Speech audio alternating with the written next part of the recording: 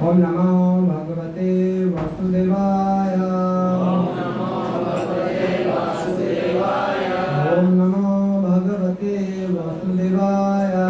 ओम नमो भगवते वासुदेवाय। ओम नमो भगवते वासुदेवाय। ओम नमो भगवते वासुदेवाय। ज्ञानतिर्मनन्दस्य ज्ञानाञ्जनशलाकाय चक्षुरुन्मीलितं येन तस्मै श्रीगुरवे नमः। श्रीचैतन्यमनोभीष्टं स्थापितं येन भूतले स्वयं रूपं कदामयं ददाति शुभदन्तिका। वन्द्यां श्रीगुरो श्रीयुतपदकमलं श्रीगुरुन् वैष्णवां च श्रीरूपं सागरजातं सकलगुणातानिवन्तं तं सजीवं सावधूतं सावधूतं परिजनसहितं कृष्णचैतन्यदेवा श्री राधा कृष्ण बालां श्रीललिता श्री विशाखान्वितां च हे कृष्ण करुणा सिन्धु दीनबन्धो जगत्पते गोपेश गोपिकान्त राधाकान्त नमोस्तुते तप्त काञ्चन गौराङ्गी राधे वृन्दावनेश्वरी वृषभानुसुते देवी प्रणमामि हरिप्रिया वंशाकल्पतरुश्च कृपा सिन्धुवरें च पतितानां वैष्णवेभ्यो नमो नमः। जय श्री कृष्ण चैतन्य प्रभु नित्यानंद श्री अद्वैत गदाधर श्रीवासादि गौर भक्तवृंद।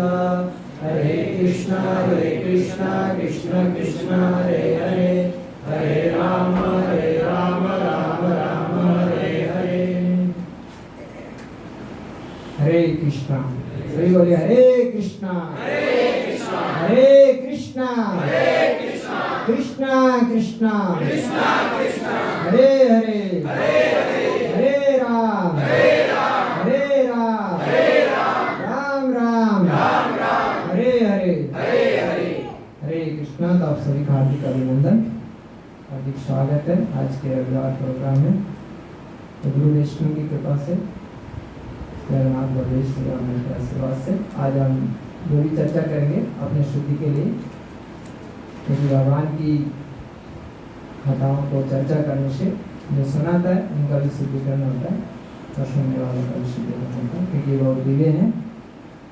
तो आज हम जीवन में किस प्रकार से वो भक्ति में आगे बढ़े, क्योंकि बार बार हमें इन कथाओं को सुनते रहना चाहिए, क्योंकि जो हमारा मन है भौतिक संसार के संपर्क में ज़्यादा रहते हैं तमोगुण जगह में, उससे हमारा हफ्ते भर में दोबारा इस पे धूल जम जाता है। इसलिए बीच बीच में भक्तों के पास आने से वापिस हमारी चेतना का दोबारा दरवाजे खुलते हैं। तो सभी भक्तों, अभी हम देख रहे हैं कि भक्त लोगों की संख्या बढ़ रहा है करनाल में। हम 2009 में हम ज्वाइन किए थे मॉडल टाउन में। इस समय भी 40-50 भक्त लोग आते थे, लेकिन अभी जगन्नाथ जी की कृपा से करनाल क्षेत्र में भगवान का कृपा बढ़ रहा है। आप सभी भक्तों को देख के बहुत आनंद मिल रहा है, बहुत खुशी मिल रहा है। हरे कृष्ण। कितने भक्त लोग यहाँ माला करते हैं, थोड़ा थोड़ा करेंगे। कितने भक्त 16 माला करते हैं, 10 माला, 8 माला, 5 माला? कोई माला कौन नहीं करता? हाथ करें।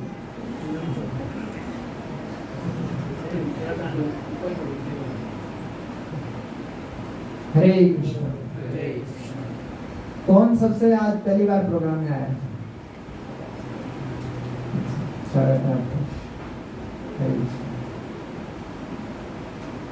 तो आज हम कुछ चर्चाएं करेंगे प्रैक्टिकल कि किस प्रकार से हम भक्ति में आगे बढ़े। हरे कृष्ण। तो भगवद गीता का आपने सबने सुना होगा। भगवद गीता कहाँ पर बोली गई है? जो नए लोग आएंगे कुरुक्षेत्र में। किसने किसको बोला है भगवद गीता? भगवान श्री कृष्ण अर्जुन को। किस समय बोला? जब युद्ध हो रहा था महाभारत। तो ये श्रीमद् भगवद गीता है, आप सभी इससे परिचित है और आप सभी लोग धामवासी है। करनाल भी कुरुक्षेत्र के एरिया में आता है। तो भगवान ने 5000 साल पहले श्रीमद् भगवद गीता का ज्ञान दिया। ये भगवद गीता विशेषकर किसी धर्म या पंथ के लिए नहीं है, संपूर्ण मानव समाज के लिए है। जिस जो भी मनुष्य का शरीर धारण किया है उन सभी के लिए ये भगवद गीता मार्गदर्शन करती है, सबको दिशा दिखाती है। तो जब जब धर्म का हानि होता है और अधर्म की प्रधानता होती है, या तो भगवान स्वयं आते हैं या श्रील प्रभुपाद जी जैसे शुद्ध भक्त आते हैं जो उनको मार्गदर्शन करते हैं, आगे दिखाते हैं कि हमें कैसे इस मनुष्य जीवन को सफल करना है। तो कौन बताएगा कि भगवद गीता की सबसे पहली शिक्षा क्या है?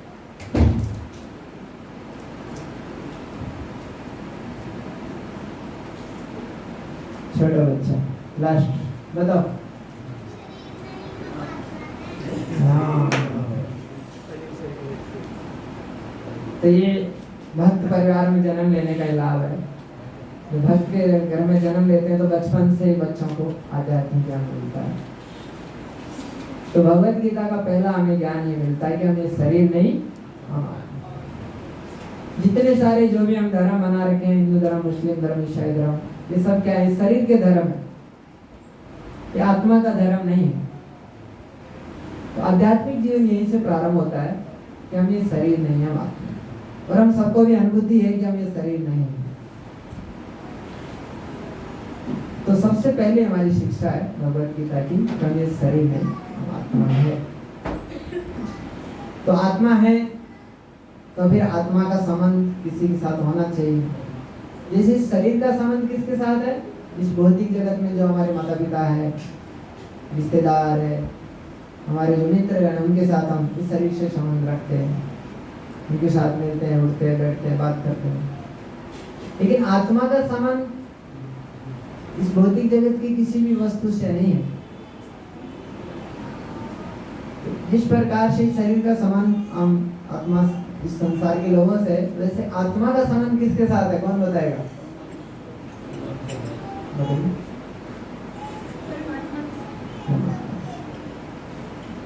तो हम ये शरीर नहीं, पहला ज्ञान हमें ये होना चाहिए, हम आत्मा है और हमारा संबंध भगवान के साथ है। तो जैसे हम सब लोग ने अपना अपना धर्म बना रखा है, तो जीवात्मा का भी एक धर्म होना चाहिए ना, फिर आत्मा का भी एक धर्म होना चाहिए। तो कौन बताएगा कि आत्मा का धर्म क्या है? चैतन्य महाप्रभु बताए, कोई जो डिवोटी है वो बताएंगे आत्मा का धर्म क्या है, जीव का धर्म क्या है?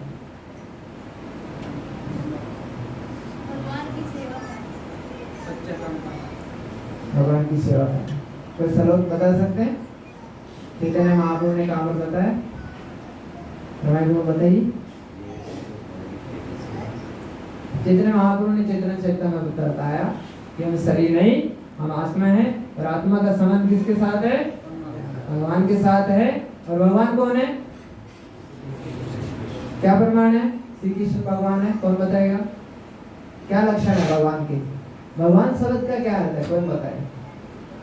भक्त लोग ने भगवान, इसका डेफिनेशन करिए। भगवान शब्द का क्या मीनिंग है थोड़ा बताइए, क्योंकि तभी तो हम दूसरे लोगों को बता पाएंगे कि भगवान कृष्ण है। नहीं तो कोई भी दूसरा व्यक्ति आके बोल देगा कि मैं भी भगवान हूँ, तीसरा व्यक्ति आके बोल देगा मैं भगवान हूँ, चौथा व्यक्ति आके बोलेगा मेरे गुरु जी भगवान है। तो हम कैसे उसको पहचानेंगे कि वो भगवान है या नहीं? तो पहले भगवान शब्द के बारे में जानना चाहिए। कौन बताएगा भगवान शब्द का डेफिनेशन? और कोई बताएगा?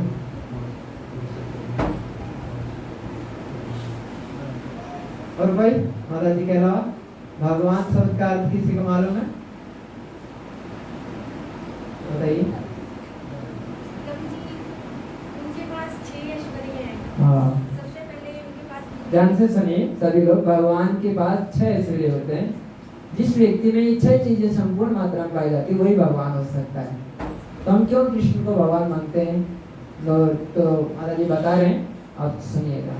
सबसे पहले तो उनके पास बुद्धि है, दूसरा उनके पास धन वैभव है, तीसरा उनके पास शक्ति यश है। यस, ठीक है। और कोई बताएगा? अभी आइडिया लगा किसी को? 6 कौन कौन सी चीजें हैं भगवान के पास? हमें को आप बता दीजिए सबको। करेक्ट, बताइए। सबसे ज्यादा बलवान है भगवान। 7 साल की उम्र में गोवर्धन पर्वत उठाया, आज भी गिरा जी है ना, वो भी चटली अंगुली पे। अगर कोई हमारे सामने बोले कि मैं भगवान हूँ, तो उसको बोलिए आप थोड़ा एक पत्थर उठा के दिखाइए 7 दिन तक, अब भगवान है क्या? तो भगवान श्री कृष्ण, भगवान राम जी जन्म से भगवान थे। उनके अंदर ये 6 चीजें जन्म से। ऐसा नहीं कि कोई योगशाला में गए या कोई प्रैक्टिस किए तब भगवान बने, ऐसा नहीं। उन्होंने कोई तपस्या नहीं किया जंगल जाके। तो सबसे पहला है वो सबसे ज्यादा बलवान है। दूसरा, भगवान सबसे ज्यादा सुंदर है। भगवान का एक नाम है मदन मोहन। मदन मोहन मतलब हम इस संसार के जितने भी लोग हैं तो छोटी सी सुंदरता से आकर्षित हो जाते हैं, लेकिन भगवान को मदन मोहन बोला गया है, जो करोड़ों कामदेव को भी आकर्षित करते हैं। इसलिए उनका एक नाम है मदन मोहन, इसलिए सबसे सुंदर है। उनका नाम श्याम सुंदर है, जो सबको अट्रैक्ट करते हैं। तो उनसे सुंदर कोई नहीं है इस तरह, वो सबको मोहित करते हैं। सबसे ज्यादा ज्ञानवान। अच्छा ये बताइए, इस भगवत गीता से बढ़ के इस दुनिया में कोई ज्ञान है?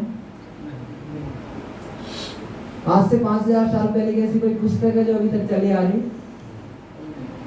और इस भगवत गीता में जो 700 श्लोक लिखे हैं, इसको आज तक कोई साइंटिस्ट झूठा साबित कर पाया?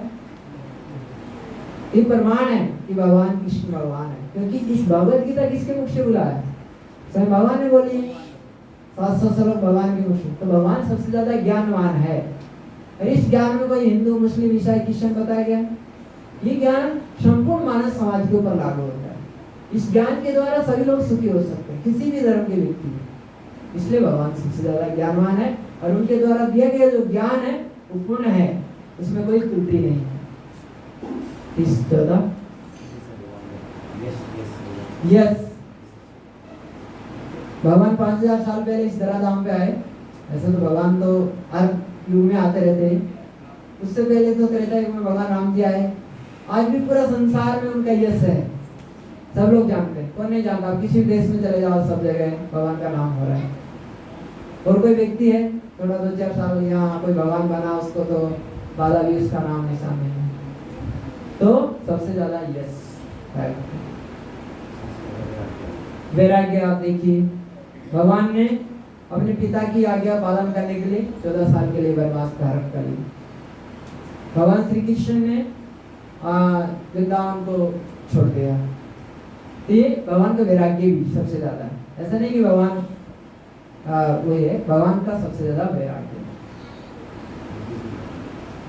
सबसे ज्यादा बुद्धि है भगवान के पास। बुद्धि ऐश्वर्य भगवान देखिए, द्वारिका में 16,108 रानी के साथ शादी किया, विवाह किया। तो 16,108 रानी के साथ 16,108 महल भी बनाए और सभी महलों में उपस्थित एक साथ। ये भगवान का ऐश्वर्य। अरे ऐसा नहीं ईंट पत्थर का मकान नहीं था, उसमें लाइट बिजली का आवश्यकता नहीं था। अपने आप जो उसमें लगाए गए थे नीरज जवाहरात, उन्हीं से वो रोशनी होता था पूरे। विश्वकर्मा जी ने वो बना। 6 चीजें जिनके अंदर संपूर्ण मात्रा में पाई जाती है, इसलिए हम प्रमाण से सिद्ध कर सकते हैं कि क्यों हम भगवान कृष्ण को ही भगवान स्वीकार करें, क्यों राम, क्योंकि उनके अंदर ही 6 चीजें पाई जाती। तो हम सब जीवात्मा है, पहले तो हम भगवान के अंश है। जैसे सोने की खान के बारे में जानने के लिए हमें पहले किसका स्टडी करना पड़ेगा? सोने के कण के बारे में पढ़ाई करना पड़ेगा ना। अगर किसी को सोने के कण के बारे में जानकारी अच्छे से पढ़ाई किया तो सोने की खान के बारे में भी पहचान कर सकते हैं। लेकिन अगर किसी को सोने की कण के बारे में जानकारी नहीं है तो सोने की खान को कैसे पहचानेगा? उसी प्रकार जब तक हम स्वयं को नहीं पहचानेंगे कि हम कौन है, तब तक हम भगवान को नहीं पहचान सकते। इसलिए भगवत गीता का पहला ज्ञान क्या है? हम ये शरीर नहीं, और भगवान कौन है वो भी क्लियर हो गया, क्योंकि भगवान श्री कृष्ण है। और ये कौन प्रमाण कर रहे हैं? इससे ब्रह्मा जी प्रमाण कर रहे हैं ब्रह्म संहिता में। ईश्वर परम कृष्णा सच्चिदानंद विग्रह अनादि आदि गोविंदा सर्व कारण कारणम। फिर बोल रहे रामादि मूर्ति सुकलानि में तिष्ठन् नानावतार करोतु भवनेषु किंतु प्रभो कृष्ण परम पुमानयो। फिर भगवत गीता में भगवान स्वयं बोल रहे हैं भोक्ताराम यज्ञ तपस्याम सर्वलोकमहेश्वरम श्रीदम सर्वभूतानां ज्ञातवाम।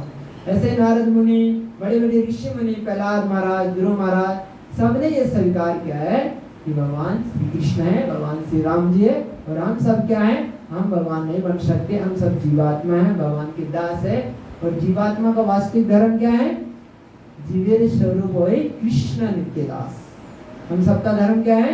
भगवान का दास है हम। और दास का काम क्या होता है? दास का क्या काम है? नौकर का क्या काम है? सेवा करना। तो हम सबका वास्तविक धर्म है स्वभाव सेवा। इसलिए आप देख सकते हैं किसी के पास कुछ नहीं तो क्या रखा है घर में?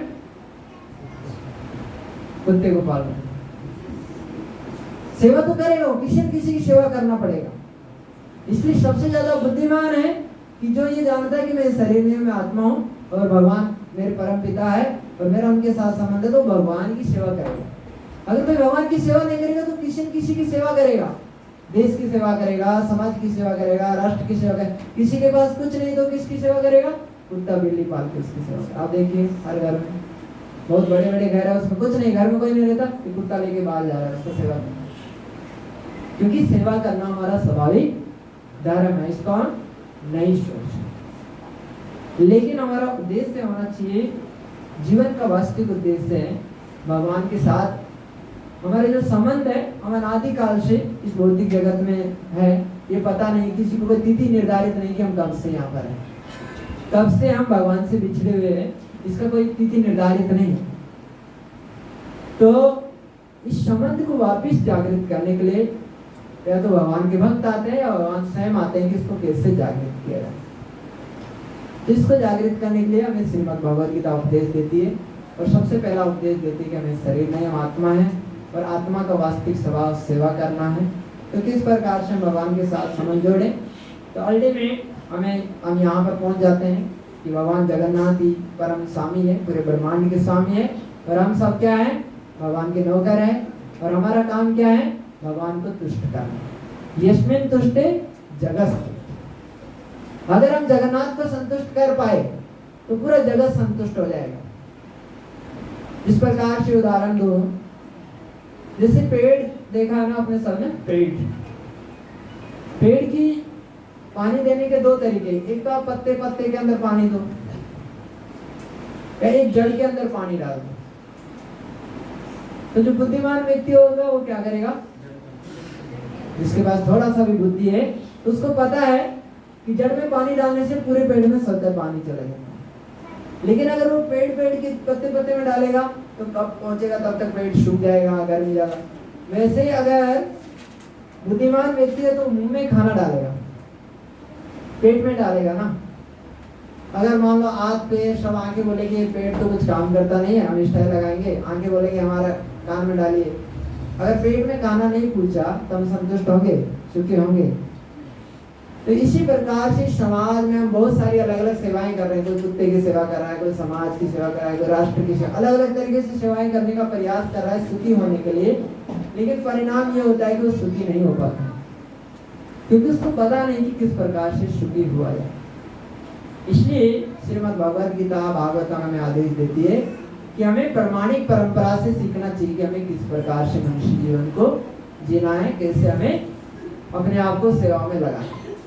इसलिए हर फील्ड में आगे बढ़ने के लिए एक गाइड होना आवश्यक है कि नहीं। कोई भी क्षेत्र में आगे बढ़ने के लिए, पारंगत होने के लिए गाइड की जरूरत है ना। बिना गाइड के हम उस समस्या से बाहर नहीं निकल सकते, और नहीं उसमें हम वास्तविक परिणाम प्राप्त कर सकते हैं। अर्जुन तो बहुत विद्वान थे, बहुत ज्ञान था उनके पास, लेकिन जब उनके सामने इतनी बड़ी समस्या आ गई तो वो भी उस समस्या का समाधान नहीं कर पाए। तब उन्होंने गुरु रूप में किसको स्वीकार किया, भगवान स्वयं श्री कृष्ण।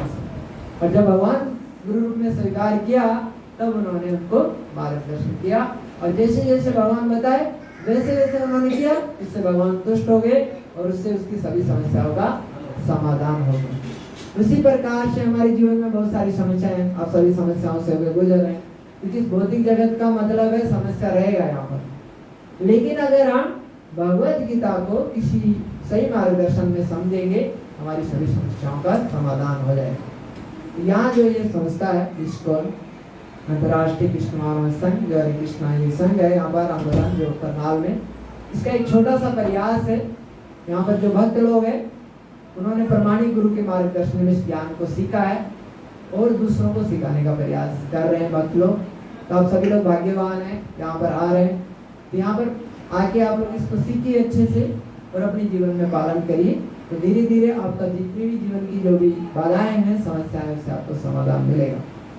तो हमारा उद्देश्य है यस्मिन् तुष्टे जगत तुष्ट। हमारा उद्देश्य है जगन्नाथ जी को संतुष्ट करना। जगन्नाथ जी कौन है, पूरे ब्रह्मांड के स्वामी है, मालिक है, भगवान श्री कृष्ण ही है, कोई अंतर नहीं है। लेकिन कलयुग में विशेष रूप से बद्ध जीवों पे कृपा करने के लिए, हम सब पे कृपा करने के लिए जगन्नाथ जी कलयुग में जगन्नाथ जी के रूप में अवतरण हुए हैं। और विशेष रूप से कलयुग के बद्ध जीवों पर विशेष कृपा महाप्रसाद के रूप में, और बाहर जाके जगन्नाथ रथ यात्रा के रूप में सबको दर्शन देते हैं, प्रसाद देते हैं, ताकि सभी लोगों का कल्याण हो। तो यस्मिन् तुष्टे जगत तुष्टे, कैसे हम भगवान को संतुष्ट करें, क्योंकि भगवान को संतुष्ट करने से सभी संतुष्ट हो जाते हैं। जैसे पेड़ के जड़ में पानी डालने से पूरा पेट सुखी हो जाता है, पेट में खाना डालने से पूरा शरीर अष्टपुष्ट हो जाता है। तो वैसे ही भगवान को संतुष्ट करने से पूरा ब्रह्मांड संतुष्ट हो जाता है। एक बार की कहानी है, एक बहुत सुंदर श्रीमद् महाभारत में कहानी आता है। दुर्योधन और पांडव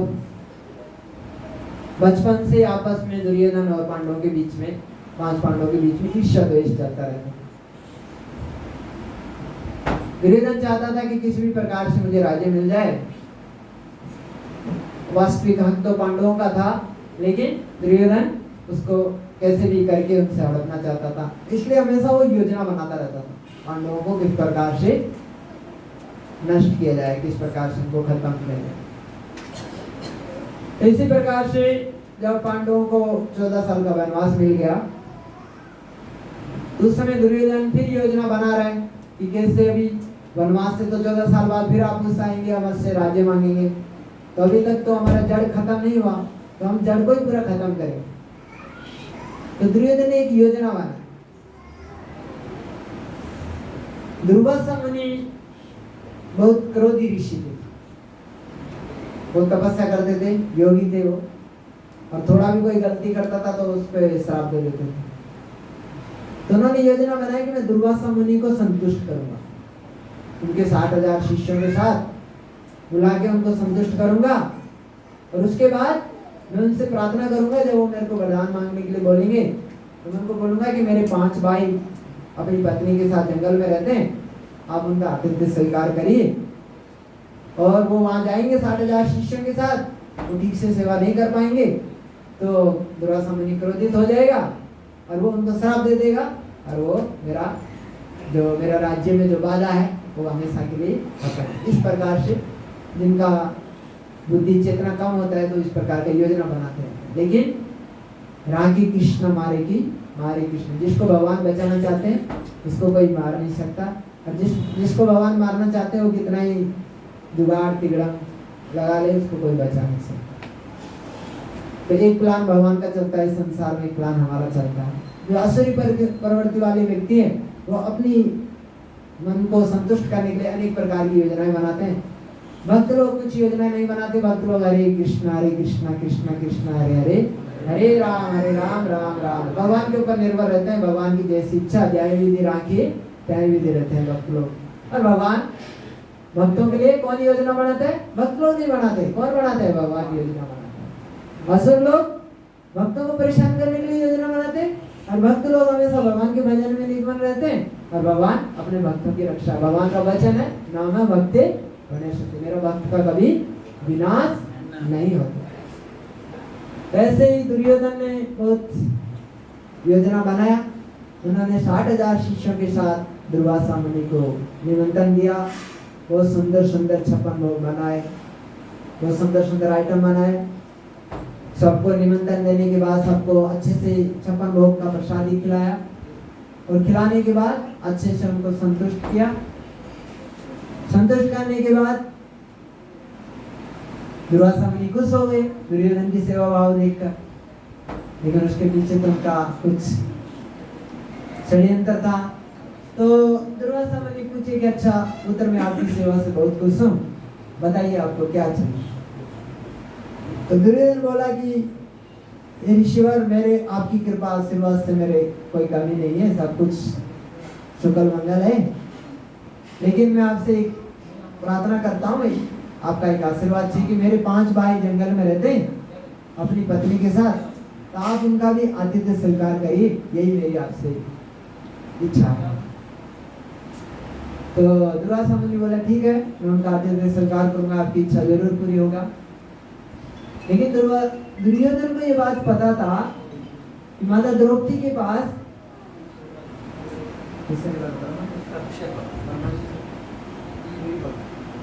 अक्षय पात्र किससे मिला था? बढ़िया नहीं? तो माता द्रौपदी के पास एक अक्षय पात्र था। अक्षय पात्र का मतलब था कि वो जब दिन में एक बार जब उसमें खाना बनाएंगे, जब तक माता द्रौपदी स्वयं उसमें से भोजन नहीं करेंगे, प्रसाद नहीं खाएंगे, तब तक उस बर्तन का भोजन खत्म नहीं होगा। 60,000 क्या 60 करोड़ लोग आएंगे तो भोजन खत्म नहीं होगा। उस पात्र की विशेषता थी, उसको अक्षय पात्र। तो ये बात दुर्योधन को पता था, लेकिन द्रौपदी माता के खाने के बाद वो एक अतिथि को भी स्वागत नहीं कर पाएंगे, अगले दिन तक इंतजार करना पड़ेगा उसकी। तो ये बात दुर्योधन को पता था, तो दुर्योधन ने बोला दुर्वासा मुनि को कि आप दोपहर के बाद जाएंगे वहां पर उनका आतिथ्य स्वीकार करेंगे, क्योंकि दुर्योधन को पता था कि दोपहर तक माता द्रौपदी भोजन कर चुकी होगी और उसके बाद 60,000 शिष्य लेके दुर्वासा मुनि वहां पहुंचेंगे और वो लोग ठीक से उनका सत्कार स्वागत नहीं कर पाएंगे, उनको भोजन प्रसादी नहीं करा पाएंगे। दुर्वासा मुनि तो बहुत क्रोधी ऋषि है, वो उनको श्राप दे देगा और हमारा राज्य में जो कंटक है वो सब खत्म हो जाएगा। इस प्रकार से एक दुर्योधन का योजना था। तो 60,000 शिष्यों के साथ दुर्वासा मुनि जंगल पहुंच गए, जहां पर 5 पांडव अपना वनवास का समय काट रहे थे। द्रौपदी माता का नियम था, वो एक पतिव्रता स्त्री थी, उनका नियम था, आदर्श पतिव्रता धर्म का पालन करती थी कि सबसे पहले कोई भी अतिथि आता था उनको भोजन कराना, उसके बाद बच्चे, उसके बाद 5 पति, कोई भी नहीं है, नहीं तो घर से बाहर जाके आवाज लगाते थे कि कोई भूखा तो नहीं है, उसके बाद लास्ट में उसे भोजन स्वीकार करते थे जो भी बचता था उसको। इस प्रकार से द्रौपदी माता ने अपना नियम से सभी सेवा पूजा कर रहे थे और उन्होंने इसी प्रकार से उस दिन भी देखा कि कोई अतिथि है, वो सबको भोजन कराने के बाद उन्होंने भी लास्ट में भोजन करके सब बर्तन वर्तन धो के रख दिया। उसी समय दुर्वासा मुनि 60,000 शिष्यों के साथ उनके पास जंगल में पहुंच गए। दुर्वासा मुनि जो ही 60,000 शिष्यों के पास पहुंचे तो उधर तो युधिष्ठिर महाराज तो धर्मराज है, वो तो कोई भी अतिथि आएगा तो अतिथि देवो भव, अतिथि को तो देवता के समान सत्कार करना उनका धर्म है, क्योंकि उनका तो संस्कृति है, बचपन से उन्होंने संस्कार सीखे। तो उन्होंने दुर्वासा मुनि का 60,000 शिष्यों के साथ स्वागत किया और उनसे प्रार्थना किया कि पास में नदी है, आप लोग स्नान करके आइए, तब तक हम आपकी भोजन की व्यवस्था करते हैं। उधर युधिष्ठिर महाराज ने दुर्वासा मुनि को निमंत्रण दिया, इधर द्रौपदी माता का टेंशन बढ़ गया कि अब क्या होगा, क्योंकि अब तो सब बर्तन वर्तन धो गए, अब क्या किया जाए। तो द्रौपदी माता भक्त है, भगवान के शरणागत शुद्ध भक्त है और उनको पहले भी अनुभूति था जब भरी सभा में उनका अपमान किया जा रहा था, तो उस समय 5 पांडव भी वहां पर उपस्थित थे, विश्वामित्र, द्रोणाचार्य, सभी बड़े बड़े, लेकिन कोई भी उनका रक्षा नहीं कर पाया। इसलिए उनका यह अनुभूति था कि भगवान ही कुछ कर सकते हैं। एक्चुअल में ये भक्तों का अनुभूति है जो भक्ति में आगे बढ़े होते हैं, उनका ये अनुभूति होता है कि जब भी उनके ऊपर संकट आता है तो इधर उधर न जाके भगवान का ही शरण लेते हैं, और ये भक्तों का लक्षण है। वास्तव में जो ठीक से भक्ति करता है, भगवान का नाम लेता है, तो उसका ये अनुभूति बढ़ता है कि जब भी संकट आए तो हमें भगवान की शरण में जाना चाहिए, क्योंकि भगवान जिसको बचाना चाहते हैं उसको कोई नहीं मार सकता, और भगवान मारना चाहते तो हमारे कितना ही उपाय अपना लिया, हम किसी को भी शरण में चले जाए और उनको कोई बचा नहीं सकता। तो ये द्रौपदी माता का अनुभूति था। तो द्रौपदी माता के ऊपर ये संकट आया, उधर 5 पांडव युधिष्ठिर महाराज ने उनको दुर्वासा मुनि को 60,000 शिष्यों के साथ नदी में स्नान करने के लिए भेज दिया। इधर द्रौपदी माता का चिंता बढ़ गया कि अभी क्या होगा, ये तो अभी तो श्राप देंगे दुर्वासा मुनि और तो पूरा परिवार नष्ट हो जाएगा। तो उन्होंने हार्दिक भाव से भगवान को पुकारा। भगवान उस समय द्वारिका में थे, तो क्या कर रहे थे, रुक्मिणी माता के आस से भोजन कर। तो जो ही इधर भगवान तो सब भक्त का पुकार सुन सकते हैं, भगवान तो सब कुछ देख सकते हैं क्या पर क्या चल रहा है, ऐसा भगवान की लीला है। अपने भक्तों का विश्वास बढ़ाने के लिए भगवान ऐसी लीलाएं करते हैं, कभी कभी और ज्यादा लीलाएं करते हैं, ऐसी स्थिति में भक्तों को डाल देते हैं जिससे भक्तों का विश्वास और ज्यादा मेरे ऊपर बढ़ जाए। तो कभी कभी हम इससे घबरा जाते हैं कि भगवान मेरे को क्यों संकट में डाल रहे हैं। एक्चुअली में भगवान कभी भी अपने भक्तों का हित नहीं चाहते, भगवान अपने भक्तों में विशेष कृपा करने के लिए इस परिस्थिति में डाल देते हैं जिससे हम भगवान की और नजदीक अपने आप को महसूस करें, हम भगवान को हार्दिक भाव से पुकारें। इसलिए कुंती महारानी जब महाभारत का युद्ध हो गया, सब कुछ हो गया, तो भगवान कृष्ण बोल रहे क्या, ठीक है अभी मैं जा रहा हूँ द्वारिका, तो मैं द्वारिका जा रहा हूँ क्योंकि अभी तो आपका राजपाट मिल गया, अभी तो युधिष्ठिर हमारा राजा बन गया, अब तो कोई संकट नहीं है, कष्ट नहीं है। इधर कुंती महारानी क्या प्रार्थना कर रही है वहां पर, क्योंकि कुंती महारानी की अनुभूति है, प्रार्थना कर रही है कि नहीं नहीं नहीं, हमें वापस जब पहले जैसे संकट में थे वैसे ही संकट में डाल दो। बोलो ऐसा क्यों? बोलो हम जब संकट में थे हम हार्दिक भाव से आपको पुकारते थे, आप हमेशा हमारे साथ रहते थे, इसलिए हमें दोबारा कष्ट में, हमें नहीं चाहिए राजपाल। लेकिन हम उल्टी प्रार्थना करते हैं, नहीं नहीं भगवान हमारा संकट काट दो, ये समस्या आ गई, वो समस्या आ गई। तो इस प्रकार से ये भक्त उन्नत, जितने उन्नत भक्त होते हैं वो भगवत भक्तों को अपना अनुभूति होता है। तो वैसे ही द्रौपदी माता ने भगवान को पुकारा, भगवान की शरण लिए, क्योंकि भगवान को तो अनुभूति था। तो भगवान वहां से अपने भक्तों की रक्षा करने के लिए भगवान बोले कि मेरे भक्त का कभी विनाश नहीं होता। तो तुरंत भगवान नंगे पांव वहां से दौड़ने लगे, भोजन छोड़ दिया। तो रुक्मिणी माता को टेंशन हो गया, क्या क्या गया, बोलो रुको रुको, मेरा कोई भक्त संकट में है, थोड़ा इंतजार करो। भगवान वहां से नंगे पांव जंगल में पहुंचे।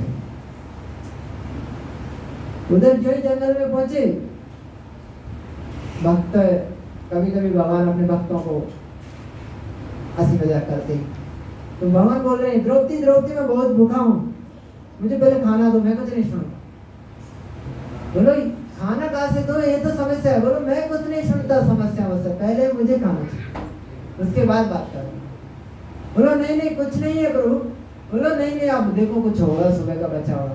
बोलो कुछ भी नहीं बचा, बर्तन धो दिया, अभी 6000 शिष्य आ गए दुर्वासा मुनि के साथ, वो तो बड़ी समस्या, उसका समाधान तो कुछ नहीं समझ में आ रहा, इसलिए आपको याद। बोलो नहीं नहीं ये सब बाद में बात करेंगे, पहले आप मुझे कुछ खिलाओ, उसके बाद। बोलो देखो कुछ होगा, देखो सुबह का बर्तन में जाके। तो द्रौपदी माता जी ने देखा, जाके बर्तन धोते समय थोड़ा एक साग का पत्ता या साग चावल रह गया उसके साथ में लगा हुआ। तो द्रौपदी माता ने आगे भगवान को बताया कि कुछ तो नहीं, एक साग का पत्ता है, चावल का टुकड़ा बचा है। बोलो ठीक है कोई बात नहीं, अब एक साग का पत्ता है जो भी बचा है, चावल का टुकड़ा वो लेके आइए और एक गिलास जल का लाइए। तो द्रौपदी माता ने प्रेम से एक पत्ता जो भी बचा था, वो जो साग या चावल वो ला के दिया, भगवान ने अपनी जीवा पे रखा और एक गिलास पानी पिया। जिन्होंने उन्होंने उसको पिया और उन्होंने जोर से डका दिया। बोले द्रौपदी द्रौपदी मैं अभी मेरे को सोना है, मैंने बहुत खिला दिया आपने, अभी मैं संतुष्ट हूँ, अब मुझे सोना है, मुझे कुछ नहीं चाहिए, मुझे सोने की व्यवस्था करनी। इधर भगवान का डकार आया, उधर नदी में दुर्वासा मुनि 60,000 शिष्यों के साथ स्नान कर रहे थे। तो 60,000 शिष्यों के डकार आ गए। सभी शिष्यगण बोल रहे हैं गुरुदेव गुरुदेव। बोलो क्या? बोलो अभी तो बस उल्टी आने वाला स्थिति है, अभी कुछ खा नहीं सकते हम, हमारा तो बहुत हालत था, अभी बाहर निकलना मुश्किल हो रहा है पानी से। दुर्वासा मुनि बोला मेरा भी तो यही हाल है।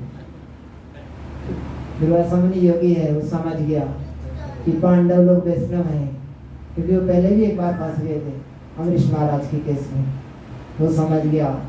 बोलो हमारी भलाई इसमें है कि यहाँ से हमें भाग जाना चाहिए जल्दी जल्दी, नहीं तो यहाँ पर अभी हमारा मुश्किल हो जाएगा, हम खाएंगे नहीं, भीम लेके जाएगा हमको और जबरदस्ती खाना पड़ेगा हमको, कि हमने इतना भोजन बनाया खाना पड़ेगा, तो मुश्किल हो जाएगा। इसलिए हमें पहले ही भीम के आने से पहले यहाँ से भाग जाना चाहिए।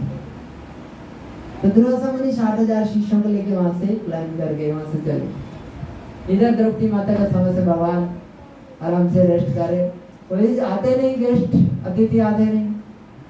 तो यस्मिन् तुष्टे जगत तुष्टे, अगर भगवान को हम संतुष्ट कर ले तो पूरा संसार संतुष्ट हो। ये कहानियां नहीं है, ये सब प्रमाणिक कथाएं हैं, ये शास्त्रों की बात है, और जो शास्त्रों की बात होती है वो कभी झूठी नहीं होती। इसलिए हमें शास्त्रों की बात में विश्वास करना चाहिए। हमें विश्वास तो करना पड़ेगा इस संसार में जीने के लिए, या तो हम नकली साइंटिस्ट लोगों पे विश्वास करें, वो लोग अपना मनगढ़ंत कुछ कुछ करके हमको भ्रमित कर रहे हैं, ये बना दिया हमने, वो कर दिया हमने, ये कर दिया हम कर दिया। कोई घास की पत्ती बनाया अभी तक? बनाया? कोई लेबोरेटरी में हरी घास की पत्ती बना के दिखाओ, कोई साइंटिस्ट लाओ, कोई एक फूल बना के दिखाए, कोई है ऐसा साइंटिस्ट अभी तक? लेकिन भगवान देखो कितना अच्छा साइंटिस्ट है। गर्मियों के अंदर ठंडा पानी आता है, सर्दियों के अंदर गर्म पानी आता है जमीन से। कौन बनाए? एक ही पेड़ में 1000 पेड़ ऑक्सीजन दे रहे हैं, हम कार्बन डाइऑक्साइड छोड़ रहे हैं। कौन बनाए? सूर्य का प्रकाश, चंद्रमा का प्रकाश कौन दिया? और भगवान ने जो भी चीज बनाया उसका कोई साइड इफेक्ट है? लेकिन हमने जो कुछ भी आविष्कार किया उसका साइड इफेक्ट है। ऐसे बनाया, इसका साइड इफेक्ट है। अभी दिन में रहो ऐसे में, बाहर जाओगे धूप में, बीमार हो क्या होगे साहब? मोबाइल ले लो, एयरफोन ले लो, गाड़ी ले लो, जो भी आप कुछ भी आविष्कार किया, और हमारा विश्वास कहाँ जा रहा है? अरे देखो कितना। और भगवान ने इतना सब कुछ किया, उनके ऊपर हमारा विश्वास नहीं जाता। शास्त्रों में हमारा विश्वास नहीं है, गीता में हमारा विश्वास नहीं है। ये हमारा दुर्भाग्य है। भारत में जन्म लिए, हमारी संस्कृति में हमारा विश्वास नहीं है। और श्रील प्रभुपाद जी 70 साल की उम्र में जाके विदेश में जो लोग नंगा घूम रहे थे उनको साड़ी तिलक माला ये पहना दिया, और हम लोग उनका जैसा बनने का प्रयास करें। हमारी संस्कृति को छोड़ के हम उनका जैसा बनना चाह रहे, और वो लोग हमारे जैसा बन के हमको प्रचार कर रहे हैं कि गीता पढ़ो। शर्म की बात है कि नहीं? हमारी संस्कृति को हमें बढ़ाया जा रहा है, हमें सिखाया जा रहा है कि सुबह जल्दी उठो। जो हमारे दादा परदादा लोग करते थे, सुबह जल्दी उठते थे, राम नाम करते थे। स्कूल पढ़ाई लिखाई नहीं किए थे, लेकिन वो जानते थे, बच्चों का नाम राम के नाम पे देते थे। और उसी संस्कृति को हमको सिखाना पड़ रहा है, जो कि हमारे दादा परदादा लोग नेचुरली करते थे। वो सुबह उठते थे, राम का नाम करते थे, किसी से मिलते थे तो राम राम बोलते थे, कोई भी काम करते थे तो राम जी एक राम जी दो, तोलते थे कोई ताकड़ी से तो राम जी एक राम जी दो, हर काम को राम नाम करके करते थे। बच्चों का नाम राम के नाम देते थे। क्यों? क्योंकि हमारा जीवन ही हमको मिला है भगवान से जुड़ने के लिए, भगवान का नाम लेने के लिए। आज इसको छोड़ कर राम इधर उधर जा रहे हैं, इससे क्या होगा? यस्मिन तुष्ट, ये करने से क्या होगा? भगवान संतुष्ट होते हैं, भगवान खुश होते हैं जब हम भगवान का नाम लेते हैं।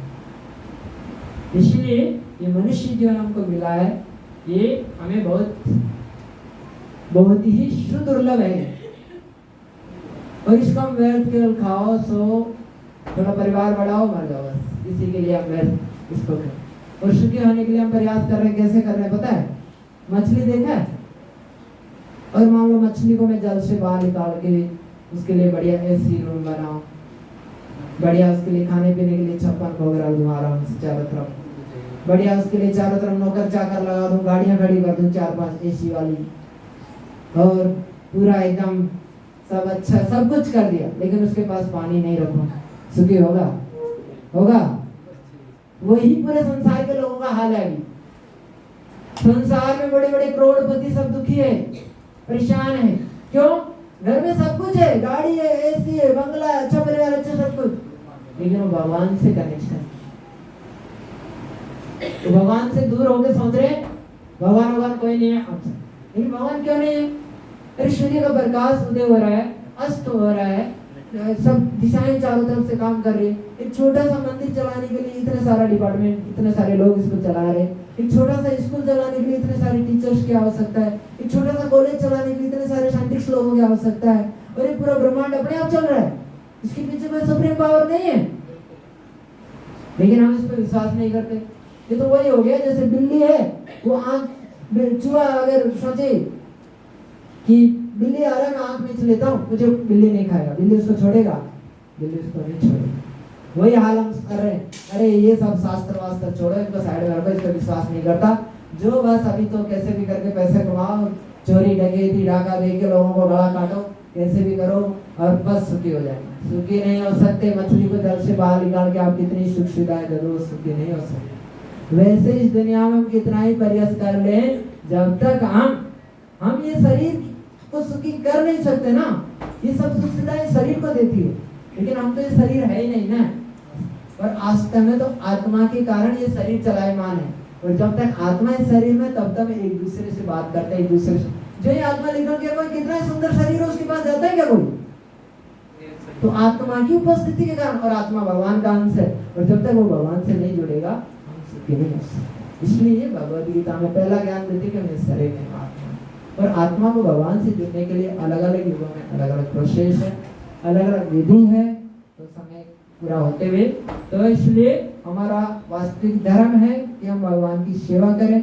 और कलयुग में विशेष रूप से आत्मा को भगवान से जोड़ने के लिए सबसे सरल और आसान तरीका है। अलग अलग युगों में अलग अलग विधि बताया जाता है कि हम कैसे भगवान से जुड़े।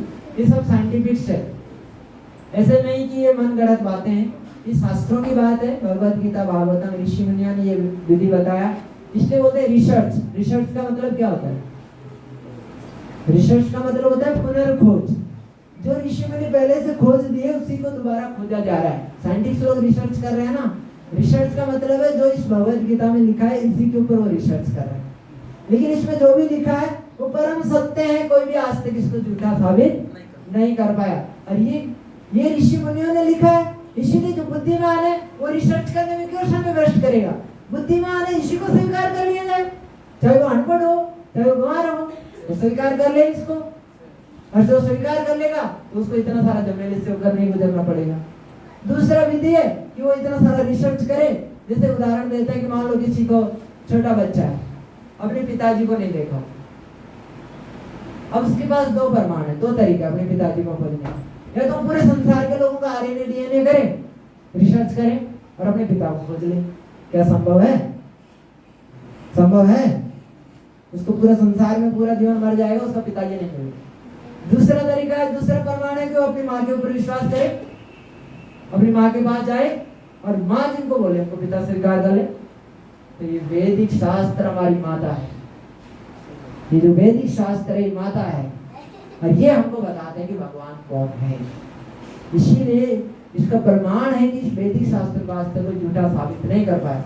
इसीलिए अगर वास्तव भगवान को समझना चाहते हैं तो हमें भगवत गीता का शरण लेना चाहिए। भगवत गीता में पहला ज्ञान देती है कि हमें शरीर नहीं है, हमें आत्मा है। तो सबसे पहले तो हमें अपने आप को ही पहचानना पड़ेगा कि हम कौन है। जब हम अपने आप को पहचान जाएंगे तब नेक्स्ट क्वेश्चन आता है कि हम है किसके, तब नेक्स्ट व्यक्ति को खोजने का मतलब आता है। तो तब हमें जब इस वैदिक भगवत गीता से पता चलेगा दूसरा ज्ञान। इसमें 5 प्रकार के ज्ञान दिया गया है। हम कौन है, भगवान कौन है, प्रकृति क्या है, काल क्या है और कर्म क्या है। 5 नॉलेज दिया इसमें, इस भगवत गीता में 5 विषयों के बारे में डिटेल से विस्तार से बताया। पहला ज्ञान है हम कौन है, उसके बाद अगला ज्ञान इसमें दिया जाएगा कि भगवान कौन है, कर्म किस प्रकार से हम कार्य करें, क्या करें क्या नहीं करें, किस प्रकार से अपने जीवन को हम ढालें, और किस प्रकार से भी समय क्या है, काल क्या है और प्रकृति क्या है। ये प्रकृति किसकी अध्यक्षता में कार्य कर रही है, प्रकृति क्या स्वतंत्र है या किसकी अध्यक्षता में कार्य कर रही है, संपूर्ण नॉलेज भगवत गीता में दिया गया है। इसलिए कलयुग में विशेष रूप से विधि बताया गया है कि कलयुग में सबसे आसान तरीका है भगवान से जुड़ने के लिए कि हरेर नाम हरेर नाम केवला कलो नास्ते नास्ते नास्ते कहते हैं। कलयुग में हम सब लोग बहुत नीचे गिरी हुई जीवात्मा है, सबका बहुत पतन हो चुका है। इसलिए कलयुग के लोगों से ज्यादा उम्मीद नहीं करते हैं कि वो बहुत ज्यादा जंगल में जाएंगे, तपस्या करेंगे और बहुत ज्यादा योग साधनाएं करेंगे। इसलिए परीक्षित महाराज ने, सुखदेव गोस्वामी जी ने परीक्षित महाराज को बताया, कलेर दोष निधि राजन अस्ते एक कीर्तना देव कृष्ण। कलयुग पूरा दोषों से भरा हुआ है, आप हर जगह दोष मिल जाएगा आपको, सबके अंदर कमियां हैं। तो इसलिए सब लोग पतित है, सब लोग गिरे हुए हैं, सब लोग पाप कर्म कर रहे हैं, सब लोग मांस खा रहे हैं, नशा कर रहे हैं, जुआ खेल रहे हैं, समन कर रहे हैं। तो इसलिए ऐसे लोगों का भी उद्धार हो सकता है कलयुग में। कलयुग सबसे आसान युग है जिसमें उद्धार हो सकता है। उसके लिए उपाय बताया, कलेर दोष निधि राजन अस्ते कुमार। लेकिन इसका एक महान गुण है। महान गुण क्या है? कीर्तना देव, केवल भगवान के नामों का कीर्तन करने से भक्तों के संग में हमारा ये सब पापों से, हमारा मन की वृत्ति से शुद्ध हो जाए। फिर बताए कीर्ते धाय तो विष्णु। त्रेतायुग में लोग ध्यान करते थे, सतयुग में लोग ध्यान करते थे, कीर्ते धाय तो विष्णु। त्रेतायुग ये जो मके, त्रेता में बड़े बड़े यज्ञ करते थे भगवान को समझने, राज सूर्य यज्ञ समय। कीर्ते धाय तो विष्णु त्रेतायुग ये जो मके। द्वापरे परिचरण, द्वापर में बड़ी बड़ी पूजा अर्चनाएं करते थे, 6 टाइम भोग लगाना, मंदिर ठाकुर। यार कली कीर्ते धाय तो विष्णु, और कलयुग में केवल हरि नाम कीर्तन। कलयुग में सबसे आसान तरीका है कि तीनों काम हम नहीं कर सकते, न तो ध्यान कर सकते हैं, न बड़ी बड़ी यज्ञ कर सकते हैं, न बड़ी बड़ी पूजा। केवल हरे कृष्णा कृष्णा कृष्णा हरे हरे, हरे राम राम राम हरे हरे। यस्मिन् तुष्टे, अगर भगवान को संतुष्ट करना चाहते हैं, जगन्नाथ को संतुष्ट करना चाहते हैं, तो सबसे आसान और सरल तरीका है केवल ये हरि कृष्ण महामंत्र का जप करना। भक्तों के संग में आगे सीखिए कैसे जप करना है, बहुत आसान है, वो कठिन नहीं। इसके लिए कोई नियम भी नहीं है, ये और आसान है। आप किसी भी परिस्थिति में इसको जप कर सकते हैं, हरि कृष्ण। आप ऑफिस जाते समय भी जप कर सकते हैं, आप कॉलेज जाते समय जप कर सकते हैं, आप एक जगह बैठ के जप कर सकते हैं। कोई नियम नहीं है, बाकी विधियों में बहुत सारे नियम, इसलिए सबसे आसान तरीका है कलयुग में ये हरे कृष्ण महामंत्र। और दूसरा है कि हमें ये हरे कृष्ण महामंत्र एक सेवा है भगवान के लिए, भगवान को हम धन्यवाद दे रहे हैं, भगवान का नाम ले रहे हैं। जैसे हम किसी से कुछ लेते हैं ना तो उसके बदले हम क्या बोलते हैं, धन्यवाद बोलते हैं ना। तो ऐसे ही हम भगवान से सब कुछ ले रहे हैं, सूर्य का प्रकाश, चंद्रमा का प्रकाश, खाने के लिए अन्न जल, ये तो सब हमारी फैक्ट्री में नहीं बना सकते, तो इसके लिए तो कम से कम हमें भगवान को थोड़ा धन्यवाद देना चाहिए, 5 मिनट 10 मिनट उनका स्मरण करना चाहिए। भगवान धन्यवाद, आपने सब कुछ हमें प्रोवाइड करा है, इतना सुंदर शरीर भी भगवान ने हमको दिया है, इतनी सुंदर आंखें कोई बना सकता है, कोई साइंटिस्ट है इतनी सुंदर सुंदर आंखें, तो कोई बिना साइंटिस्ट के बन गया क्या? कोई तो साइंटिस्ट इसको बनाया होगा। और भगवान भगवत गीता में बोले मैया अध्यक्ष में प्रकृति शीतल, प्रकृति जो है मेरी अध्यक्षता में कार्य करती है, ये जो सब कुछ चल रहा है ना ब्रह्मांड में वो मेरी अध्यक्षता में कार्य करते हैं, मैं उसका सुप्रीम कंट्रोलर हूँ। तो फिर हम किसके अंडर में? जब उनके अंडर में तो फिर उनके आदेश के अनुसार कार्य करना चाहिए ना। मान लो किसी कॉलेज में स्कूल में पढ़ रहे हैं तो वहाँ के नियम के अनुसार कार्य करेंगे ना। इस संसार में हम अल्टीमेट जगन्नाथ जी के अंडर में, तो अभी जगन्नाथ जी के अंडर में तो जगन्नाथ जी की खुशी के लिए काम करना चाहिए। तो सबके पास मौका है, अवसर है, आने वाली 6 तारीख को रिंडल में भगवान जगन्नाथ जी का रथ यात्रा है। जगन्नाथ विशेष रूप से अपने भक्तों पे कृपा करने के लिए, जो पापी लोग हैं उन पे भी कृपा करने के लिए समान कृपा बांटते हैं, भगवान बाहर जाते हैं, सबको प्रसाद देते हैं। तो आप सब लोग उत्साह से, आप सब लोग भक्त हैं, इसका आनंद लीजिए। भक्त लोग और देश विदेश से भक्त लोग आएंगे, वो लोग इसमें हरिनाम संकीर्तन होगा, प्रसाद बटेगा। तो आप भक्त लोग बीच बीच में ऐसी योजनाएं बनाते हैं जिससे हमें और अधिक भगवान से जुड़ने का अवसर मिले। और 11 तारीख को करनाल में जगन्नाथ रथ यात्रा होती है हर साल, इस बार भी 11 तारीख को जगन्नाथ रथ यात्रा है। तो आप सबके पास अपॉर्चुनिटी है, किसी के पास जैसा भी बुद्धि है, इंटेलिजेंट है, तन से मन से किसी भी प्रकार से आप आके सेवाओं में सहयोग कर सकते हैं और इस जगन्नाथ रथ यात्रा को सफल बना सकते हैं। और इससे क्या होगा, जगन्नाथ जी संतुष्ट होंगे, और जगन्नाथ जी संतुष्ट होंगे तो हमारे जीवन में बहुत सुख, शांति और आनंद की प्राप्ति होगी। हम सबके पास बहुत सुंदर अवसर है, जगन्नाथ रथ यात्रा का लाभ उठाना चाहिए, क्योंकि हमारा धर्म है सेवा करना। या तो हम जगन्नाथ जी की सेवा करें या फिर किसकी सेवा करेंगे? नहीं तो अगर जगन्नाथ जी की सेवा नहीं करेंगे तो किसकी करेंगे? कुत्ता बिल्ली का सेवा करना पड़ेगा, हमको लेके जाना पड़ेगा उनको रोड पे। तो बेटर है, बुद्धिमान है कि हम जगन्नाथ जी की सेवा करें, क्योंकि ये संसार में जो कुछ काम चल रहा है जगन्नाथ जी का चल रहा है। तो जगन्नाथ जी के प्रचार प्रसार बढ़ाने के लिए हमें उनका सेवा करना चाहिए और उनका गुण कीर्ति बढ़े, उनका नाम बढ़े। जितने लोग भगवान से जुड़ेंगे उतने ही, जैसे मछली को जल में छोड़ने से क्या होगा, वो सुखी हो जाएगा, वैसे ही जितने भी लोग भगवान से जुड़ जाएंगे वो सुखी हो जाएंगे। हरे कृष्णा, धन्यवाद। और तो सारांश यही है कि आप सब लोग जगन्नाथ रथ यात्रा का आनंद लीजिए, सेवा करिए, और इसमें सब लोग मिलके एक साथ मिलके हम सबका काम है, क्योंकि हम सब भगवान की संतान है और भगवान की खुशी के लिए एक के अंदर में रखे हम सभी भाई बहन हैं। फिर एक स्तर पे कोई समाज यहाँ पर खत्म हो जाता है, कोई हिंदू मुसलमान नहीं है, तो हम सबका उद्देश्य होना चाहिए जगन्नाथ कैसे संतुष्ट होगा।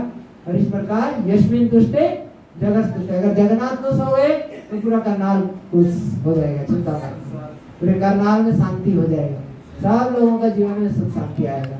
तो ये हमारा काम है। और जो जो भक्त लोग इसको मिलके इस प्रचार को बढ़ा रहे हैं उन सबको समान रूप से भगवान जगन्नाथ जी की कृपा प्राप्त होगी।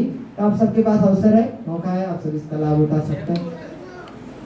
6 अक्टूबर को रिंडल में रथ यात्रा है, हमारे पास में गाँव है, और 11 अक्टूबर को करनाल शहर में रथ यात्रा है। बाकी डिटेल से आपको बताएंगे। हरे कृष्णा, धन्यवाद आप सभी का। हरे कृष्णा।